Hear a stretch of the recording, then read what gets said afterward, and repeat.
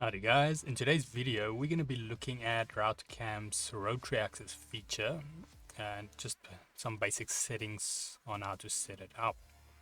But before that, let's have a quick intro first.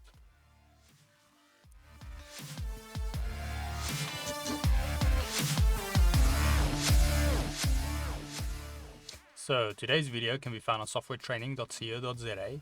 We make short and easy to watch problem solving videos, and we also have daily updates. Otherwise, back in the program here.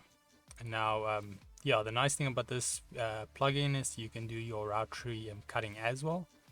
So if you've got something on like a cylinder type shape, you can do it straight from the plugin or set up the G-code. So then first things we want to do is obviously you'll have to have some form of graphics set up. Now I do excuse mine is not the best and smoothest here. I hope yours would look a bit better. But this could, for instance, be, let's say you have a ring and you want to engrave something on it, then you can always use something like that. Now it is important to set up your dimensions, because only what's in the dimensions is going to get rotated. It's kind of seeing it as your wraparound, you can say. Then what you want to do is click on this little icon under your settings, make sure you've got a profile. Then we're going to just go to the one we get with am.co.za and go to edit. And then if we scroll down here, you will see by default the rotary machining is not on. So in order to get that on, we have to make sure here under our coordinates, we've got rotation on for, you can choose which ones, but I'll put mine on for both, and mapping as well.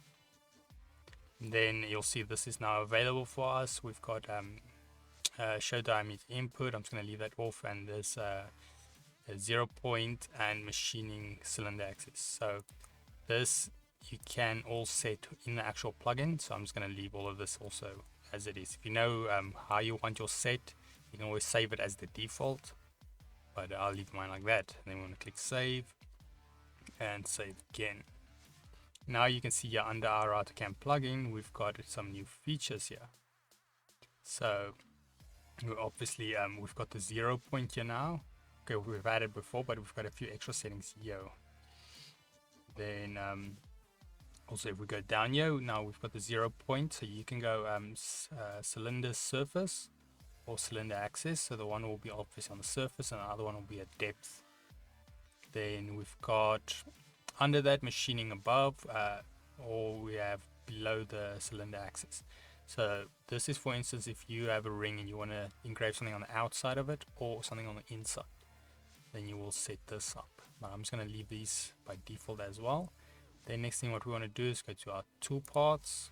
You can create one, so I'm going to do laser cutting in that. Click that. Okay, first select something, so the select thing we want to laser cut. Put it, you can put your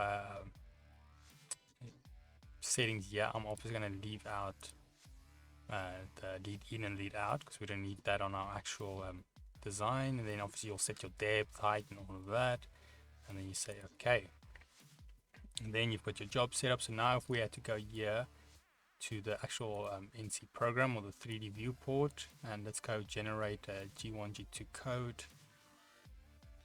Now if we go here to the preview and we open it up, you can see we have it in 3D wrapping around that shape.